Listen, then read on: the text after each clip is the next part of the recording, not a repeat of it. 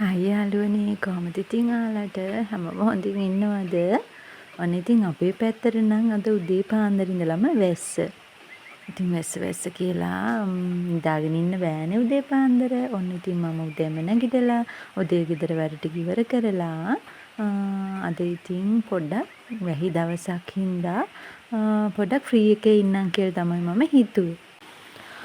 වැස්ස කියලා නෑ. දැන් ඉතින් අපි හැමෝම වගේ ගොඩාක් කාර්යබහුල ජීවිතනේ ගත කරන්නේ. ඉතින් ඉක්මනින් දවසුත් ගෙවිලා යනවා. ඉතින් මේ දවස් කාර්යබහුල දවස් අතරේ එක දවසක් එක පුංචි වෙලාවක් ඉතින් අපි වෙනුවෙනුත් වෙන් කරන්න ඕන නේද? ඉතින් ඔන්න මට හිතුණා අද මේ වැහි දවසේ ඉතින් එළියේ වැඩක් කරන්නත් අමාරු එකේ ඉතින් අද පොඩ්ඩක් ෆ්‍රී එකේ ඉන්න ඕන කියලා. ඔන්න ඉතින් උදේ පාන්දරම ගෙදර තියෙන වැඩ ටික ඉවර කරලා මං ආවා එළියට චුට්ටක් මෙන්න මේ පැංච දෙන්නට කෑම ටිකක් දාන්න. ඉතින් හරිම බඩගිනි කාරයෝ දෙන්නේ කොයි වෙලාවෙද කන්නේ කියලා තමයි බලාගෙන ඉන්නේ. ඉතින් අපේ චූටි දෝනියා හරිම ආසයි හරිම ආදරේ මේ පුංචි සත්තු දෙන්නට. ඉතින් බනින්න එපා හොඳේ කූඩු කරගෙන ඉන්නවා කියලා. ඉතින් මේ දෙන්නම අතරමං වෙච්ච අය. ඉතින් අපේ ගෙදර හරි ආදරෙන් ඒ දෙන්නට නවාතැන් දුන්නා. ඉතින් ඒ දෙන්නව එළියට දාන්න බෑ මේ වටපිටාව ඉන්න සත්තුන්ගෙන් යාලා පරිස්සම් කරගන්න ඕන නිසා තමයි මෙහෙම තියලා තියෙන්නේ. සීතල වෙලාවට වැස්ස වෙලාවට ඉතින් උණු කෝපි එකක් කියන්නේ ඇඟට මාරම ෆිට් එකක් ගේන දෙයක්. ඉතින් ඔන්න මමත් උණු කෝපි එකක් හදාගෙන පොඩක් එළියට වෙලා වැස්සත් බලන ගමන් කෝපි එකක් බීලා ඉවර කරනකොට මගේ චුටි දෝනියා හැරිලා හිටියා. ඔන්න ඊට පස්සේ එයාටත් වොෂ් එකක් දාලා එයාගේ වැඩ ටික ඉවර කරලා දැන් ඉතින් අපි දෙන්න ඊළඟට ලෑස්ති වෙන්නේ උදේ කෑම එක කන්න. උදේට ඉතින් මම හස්බන්ඩ් වැඩට ගෙනියන්නත් එක්කනේ කෑම හදන්නේ. ඉතින් ඔන්න මම අද උදේ කෑම වලට හදාගත්තේ චිකන් කරි එකයි පරිප්පු කරි එකයි මාළු මිරිස් බිත්තර දාලා මැල්ලුමක් වගේ හදාගත්තා. ඉතින් ඔන්න ඔය කෑම ටික තමයි ඉතින් උදේට කන්න තියෙන්නේ. චුටි දෝනියයි මමයි ඉතින් ඔන්න කෑම ටිකත් කාලා ඉවර කරලා ඉතින් වැස්ස එළිය මොකුත් වැඩක් කරන්නත් බෑනේ.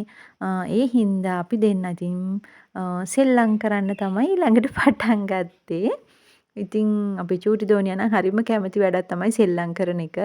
ඉතින් චූටි පැටවුනේ කවුරුනත් කැමති සෙල්ලම් කරන්න. ඉතින් එයා හැම වෙලාවකම ඉතින් මාව තමයි සෙල්ලමට අල්ලගන්නේ. මොකද ඉතින් වෙන කවුරුත් ගෙදර නෑනේ. ඉතින් අපි දෙන්න විතරයි ඉන්නේ. ඉතින් මමත් හරි ආසාවෙන් තමයි මේ වැඩේට එන්නේ. ඉතින් චූටි පැටව් එක සෙල්ලම් කරනවා කියන්නේ අපිත් ඉතින් ආයෙමත් පුංචි කාලෙට ගියා වගේ තමයි. චූටි පැටවුන්ටත් ඒක හරි සතුටක් ගේන දෙයක්. ඉතින් මටත් හරිම සතුටක් තමයි චුටි පැටියත් එක්ක සෙල්ලම් කරන එක. දවසම කාර්යබහුල වෙලා ඉන්න අපිට දවසම ගෙදර වැඩත් එක්ක බිසි වෙන අපිට ඉතින් චුටි පැටියත් එක්ක සෙල්ලම් කරන එකත් හිතට මාරම නිදහසක්. හරි සතුටුයි. ඉතින් ඔන්න අපි දෙන්නත් එක්ක එකතු වෙලා පොඩ්ඩක් වෙලා සෙල්ලම් කරා. ගොඩක්ම පුංචි දරුවෝ දැන් ඉතින් දුරකථනයට ඇබ්බැහි වෙලානේ ඉන්නේ. ඉතින් ඒකෙන් පුංචි දරුවන්ගේ මනසට ලොකු පීඩාවක් ගේන දෙයක්.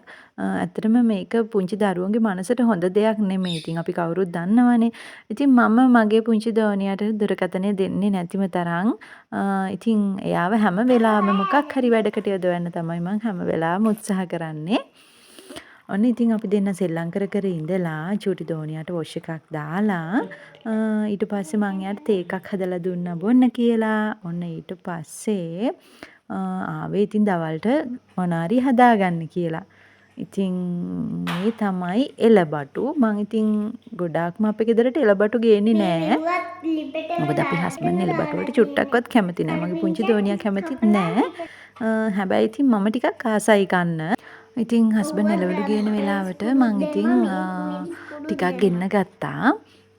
දැන් ඉතින් ওই ටික මේ ටෙම්පරාදුවක් දාලා පොල් කිරි ටිකක් දාලා ඉතින් හොඳට හින්දගෙන එළබටු කරි එකක් හදාගන්න තමයි ඔය මම ලෑස්ති වෙන්නේ.